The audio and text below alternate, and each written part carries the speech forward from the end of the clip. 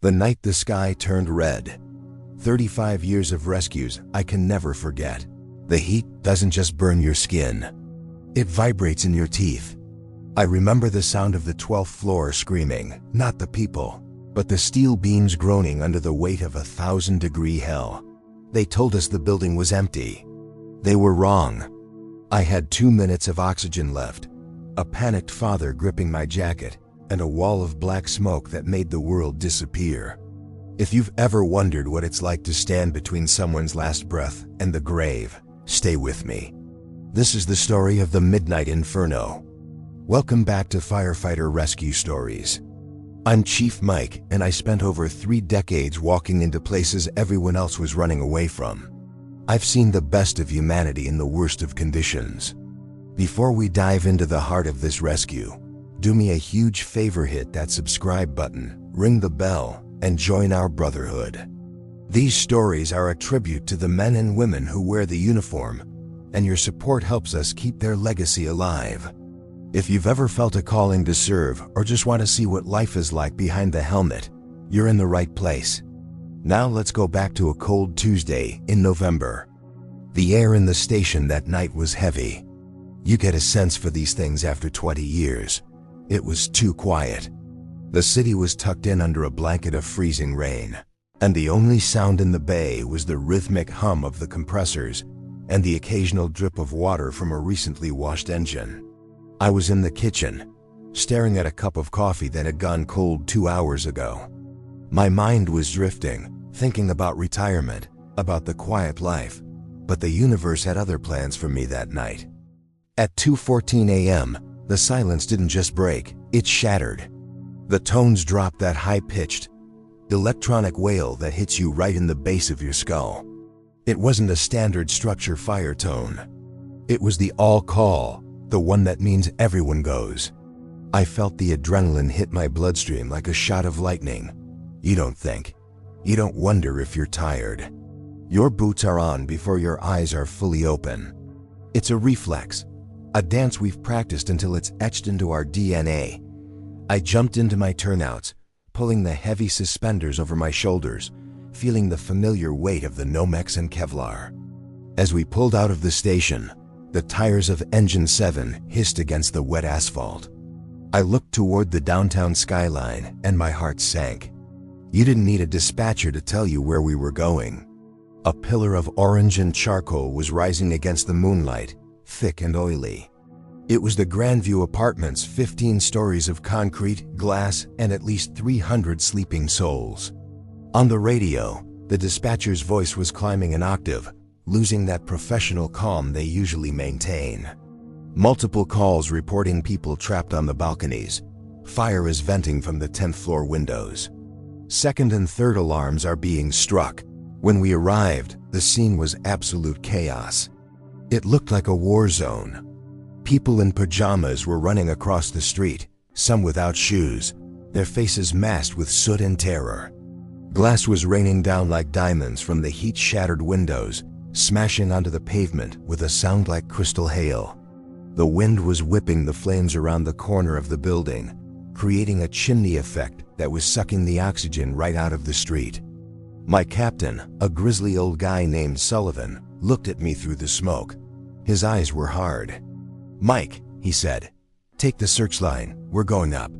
Start at 10 and work your way up until you hit the fire floor." We entered the lobby. The elevators were dead, their metal doors warped from the heat rising through the shafts. We started the climb. Every flight of stairs feels longer when you're carrying 70 pounds of gear, an extra air tank, and a tool kit. Your lungs start to burn by the 4th floor. By the 6th, you stop feeling your legs. By the 8th floor, the air started to taste like burnt plastic and old wood. The smoke was beginning to bank down from the ceiling, a thick gray curtain that swallowed our flashlight beams. When we hit the 10th floor landing, the world changed. The heat hit us like a physical wall. It wasn't just hot. It was pressurized. It felt like standing behind a jet engine. I reached out to touch the standpipe, and even through my heavy gloves, I could feel the vibration of the fire above us. Visibility dropped to 0 in seconds. I reached up and pulled my mask tight, feeling the seal suck against my face as the regulator kicked in. Hiss-clunk, hiss-clunk. That's the sound of life when you're in hell. It's the only thing that reminds you you're still breathing. We crawled. You never walk in a fire like that. If you stand up, you die. The temperature at the ceiling was likely 800 degrees, but down on the floor, in the cool zone, it was maybe 150. We moved by touch, one hand on the wall, one hand on the man in front of you. I was the lead on the search line. I was feeling for doors, feeling for life. Every door we passed was a gamble. You feel the handle with the back of your hand. If it's hot, you don't open it, not unless you're ready for the backdraft, that monster that lives in the dark, waiting for a breath of fresh air so it can explode. We were passing apartment 1002 when I heard it. It wasn't a scream. In a real fire, people don't scream as much as you'd think. The smoke gets to them first. It chokes the vocal cords. No, what I heard was a rhythmic tapping. Ting, ting. It was metal on metal. I stopped. I signaled to Sullivan. We huddled low, our helmets touching. Did you hear that? I yelled over the roar of the fire. He nodded. We traced the sound to apartment 1004. I reached for the handle. It was warm, but not blistering. We positioned ourselves, one man with the hose, one man with the Halligan tool. I swung the tool into the doorframe, feeling the wood splinter, and with a heave, we breached. The whoosh of oxygen hitting the room was instantaneous. The hallway behind us ignited in a flashover, a rolling wave of fire that turned the ceiling into a river of liquid flame. We dove into the apartment, slamming the door behind us to buy a few seconds of survival. The room was a graveyard of furniture, everything charred and unrecognizable. The tapping was louder now. It was coming from the back, near the hallway closet. I crawled toward the sound, moving past a sofa that was a skeleton of glowing embers. My thermal camera was useless. The whole room was whited out because the ambient temperature was so high. I reached the closet. I pulled the handle, and it was jammed. It had expanded in the frame from the heat. I kicked it once, twice, and on the third hit, it gave way. Inside, huddled under a wet, heavy-moving blanket, was a man. He was holding a toddler, a little girl no more than 3 years old. He wasn't crying. He was in shock, his eyes wide, staring at my mask like I was some kind of monster from a nightmare. "I've got you," I muffled through my regulator, trying to keep my voice steady. "I've got you. Stay low." Before we continue into the heart of the escape, I want to take a second to talk to you guys. If you're sitting there wondering how someone stays calm in a situation like that, or if you've ever had a moment where you had to be the hero in your own life, I want to hear about it. Drop a comment below. What's the closest call you've ever had? Your stories are just as important as mine, and if you haven't yet, make sure you like this video. It tells the world that these stories of sacrifice and bravery deserve to be heard. Now back to that closet on the 10th floor. My oxygen alarm started whistling. A piercing, metallic ding-ding-ding that signaled I had maybe 5 minutes of air left. In a high rise, 5 minutes is nothing. It's a death sentence if you're trapped. I looked back at the door we came through. The fire had burned through the wood. Orange fingers were licking around the edges. We were cut off. The hallway was a furnace. There was no going back the way we came. I looked at the man. His name was David, I'd find out later. He was shivering despite the heat. I took off my outer glove for a split second to feel the little girl's neck. Her pulse was racing, but she was breathing. The wet blanket had saved them from the initial smoke, but it wouldn't save them from the heat much longer. The air in the room was beginning to stratify, meaning the lethal gases were dropping lower and lower toward our heads. "We have to go to the balcony," I told Sullivan. "Mike, we're on the 10th floor. The ladders don't reach this side." He shouted back. "We don't have a choice," I yelled. "The hallway is gone." We dragged them toward the sliding glass door. When I opened it, the wind from the storm outside rushed in, fighting the fire. It was a battle of elements. I looked over the railing. 100 feet below, the world was a blur of blue and red flashing lights. People looked like ants. I could see the master streams from the trucks hitting the floors below us, but the water was turning to steam before it even reached our level. I looked at my gear. I had my personal escape rope, a veteran's trick I'd practiced 1,000 times in the dark at the station. It wasn't designed for 3 people, but the laws of physics don't matter when the alternative is burning alive. I harnessed the child to my chest, tucking her inside my heavy coat so she wouldn't see the drop. I tied the father to my waist with a life safety knot, using a carabiner to lock him into my harness. "Trust me," I said to David. He didn't say a word. He just gripped my forearm so hard, I thought he'd break the bone. We didn't descend so much as we scrambled. I used a rope to anchor us to the balcony railing, and we stepped off into the abyss. It was the longest 10 seconds of my life. The wind was trying to peel us off the side of the building. My air tank was empty now, the mask sucking flat against my face. I was suffocating, my muscles screaming as I held the weight of 2 adults and a child on a thin nylon cord. We swung. I used my boots to kick off the brickwork, aiming for the balcony on the 9th floor, the one place the fire hadn't reached yet. We hit the concrete of the 9th floor balcony with a bone-jarring thud. I felt David collapse on top of me.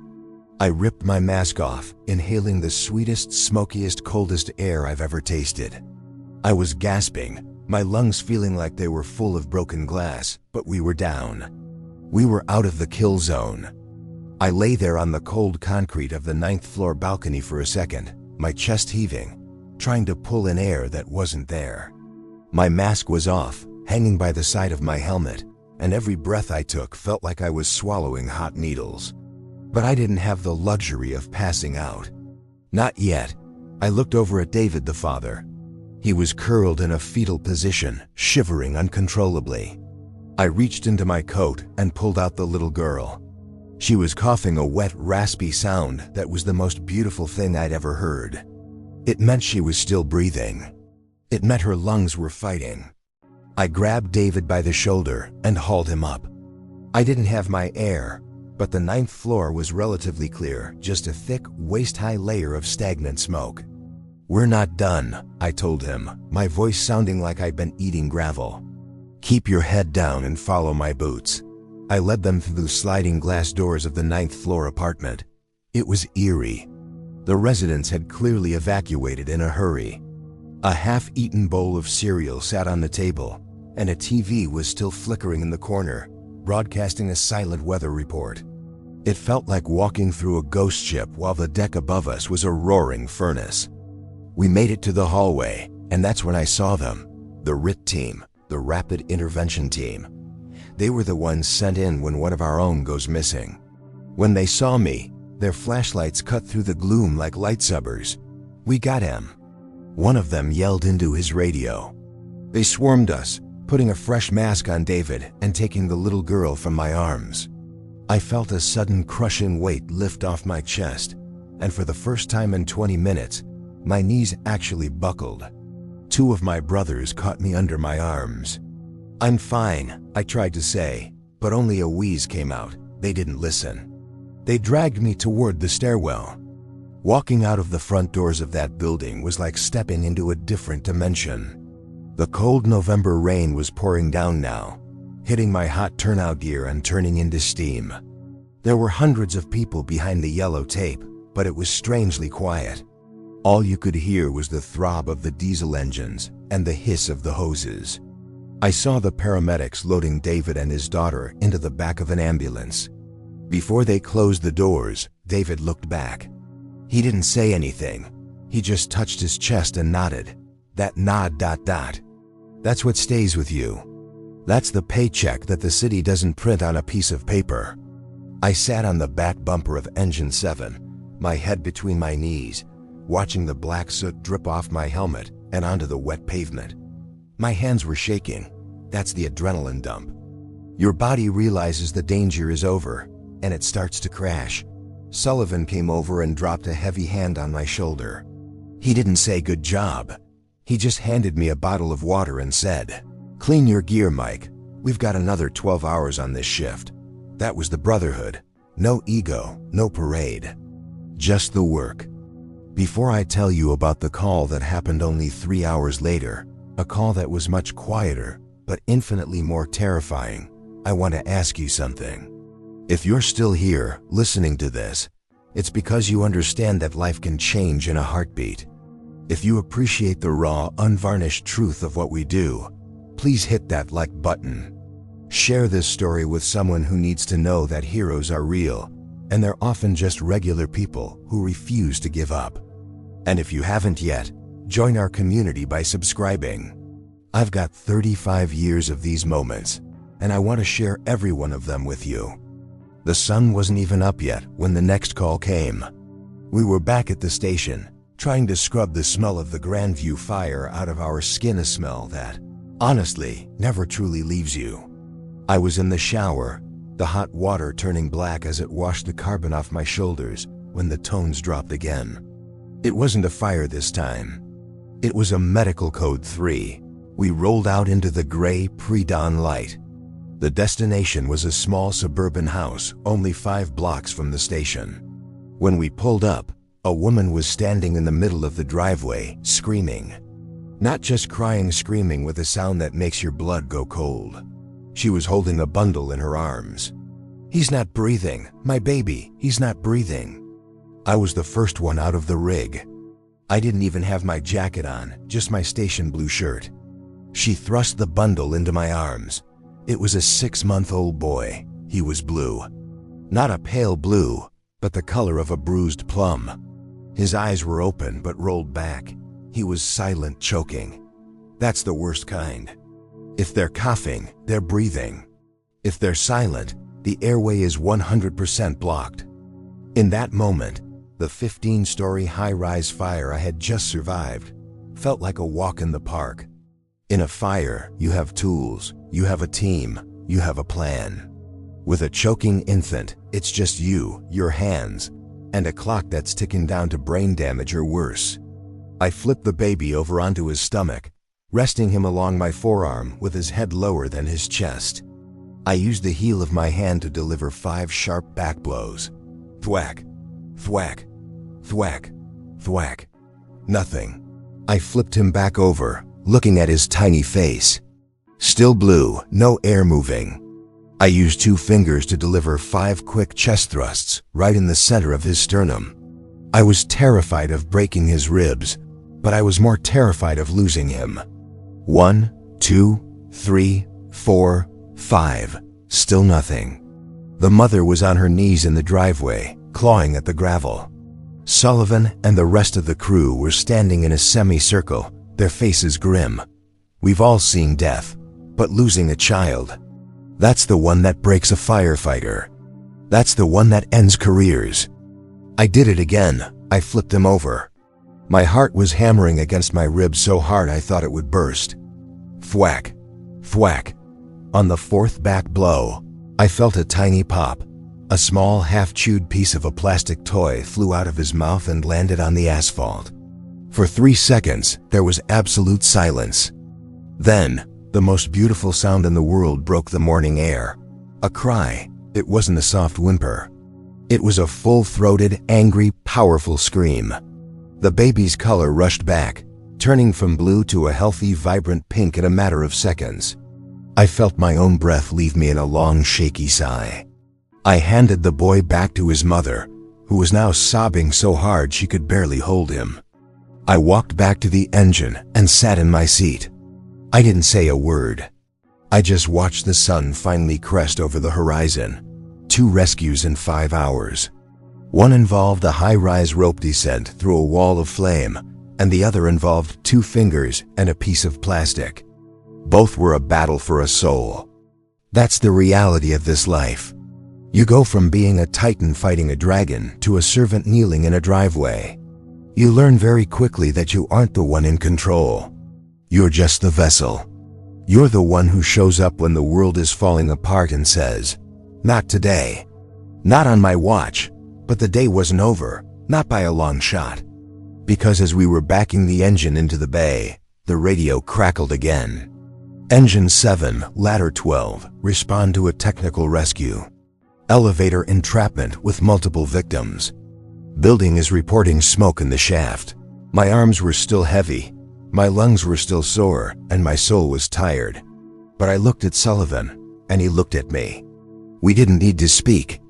I reached for my helmet, clicked the chin strap, and felt the familiar weight settle back onto my head. "Let's go," I said. "If you've stuck with me through the fire and the driveway, you're ready for the next chapter."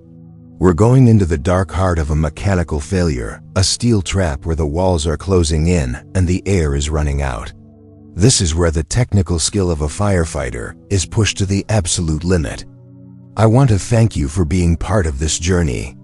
Every time you watch, every time you comment, you're standing there on the line with us. You're honoring the stories that usually go untold. We've covered a lot of ground today, but believe me, we're just getting started. There are stories of sea rescues where the waves were 30 feet high, and stories of forest fires that turned the noon sky into midnight. Stay tuned, stay safe, and always remember, no matter how dark it gets, there's always someone willing to go into the fire for you. I'm Chief Mike, and I'll see you at the next alarm. The tones dropped before we could even shut off the engine from the medical call. That's the thing about the big ones, they never come when you're rested. They come when you're at your breaking point, testing to see if your training is a part of you or just something you did on a weekend. The dispatcher's voice was clipped, urgent. Engine 7, report of an elevator entrapment, 440 North Main. Smoke is reportedly filling the cab. Occupants are trapped between the 4th and 5th floors. Elevator rescues are a different kind of monster. In a fire, you can move, you can vent, you can see the enemy. In an elevator shaft, you're dealing with thousands of pounds of counterweights, high voltage cables, and a steel box that can become a coffin in seconds. We pulled up to the commercial building, a glass and steel office tower. The manager was waiting at the curb, sweating despite the morning chill. "The motor room caught fire," he gasped. "The brakes locked, and the smoke is being sucked right down the hoistway. There are 4 people inside. One of them is claustrophobic. They're panicking." We sprinted into the lobby. I grabbed the elevator keys, those long silver rods that look like something from a medieval dungeon. We headed to the 5th floor. When we opened the outer hoistway doors, a thick, acrid cloud of gray smoke drifted out. It smelled like burning oil and electrical insulation, the kind of smell that coats the back of your throat and doesn't leave for days. I shone my light down the shaft. There it was, the top of the car, sitting about 6 feet below the floor level. I could hear them. It wasn't just talking. It was the sound of pure, unadulterated terror. "We can't breathe, get us out. Please." One woman was hyperventilating so loudly it sounded like a whistle. "This is the fire department." I shouted down the shaft. My voice echoed off the concrete walls. "Listen to me. I need you to stay away from the doors. We are right above you. We are not leaving until you are out. Do you understand?" A man's voice called back, shaky but trying to be brave. Yes, we hear you, but the smoke. It's getting thick." Sullivan looked at me. "Mike, you're the lightest. Go down on the roof. I'll stay on the floor to haul them up." I didn't hesitate. I threw a harness over my turnouts, clipped into a high-point anchor, and dropped onto the top of the elevator car. It groaned and shifted under my weight. That's a sound you never want to hear, the sound of a multi-ton vehicle thinking about falling. I knelt on the cold metal roof. I found the emergency hatch. It was bolted from the outside, a safety feature that feels like a cruel joke in an emergency. I unscrewed the wing nuts with fingers that were still trembling from the infant rescue. I popped the hatch open. The heat that hit me was intense. The car was acting like a chimney. I looked down into the cab. 4 faces looked up at me, illuminated by my helmet light like ghosts in a cave. Their eyes were huge, reflecting the terror of the situation. "Okay," I said, keeping my voice as low and calm as if I were ordering a cup of coffee. "One at a time. I'm going to reach down and you're going to climb onto the railing, then grab my hands. We got the first two up, two young men who were able to scramble out with a bit of a boost. But then came the woman who was panicking. She was frozen. She was huddled in the corner of the cab, her hands over her mouth, rocking back and forth. The smoke was now so thick I could barely see her feet. "Ma'am, look at me," I said. She didn't move. "Look at my light." "Just the light." She slowly raised her head. "I need you to take 3 steps toward me. I have you. I promise you on my life, I will not let you fall." It took forever. Every second we spent in that shaft was a second the fire in the motor room was weakening the cables above us. I could hear the pinging of the metal, the sound of stress. Finally, she reached out. I grabbed her wrists. I didn't just pull. I hauled with every ounce of strength I had left in my back. Sullivan reached down from the floor above, grabbed her jacket, and swung her onto the solid ground of the 5th-floor hallway. The last man was the oldest. He was calm, but his breathing was labored. Just as he reached for the hatch, the elevator jolted. A loud bang echoed from the top of the shaft. One of the secondary cables had snapped. The car dropped 6 inches. "Jump!" I yelled. He didn't wait.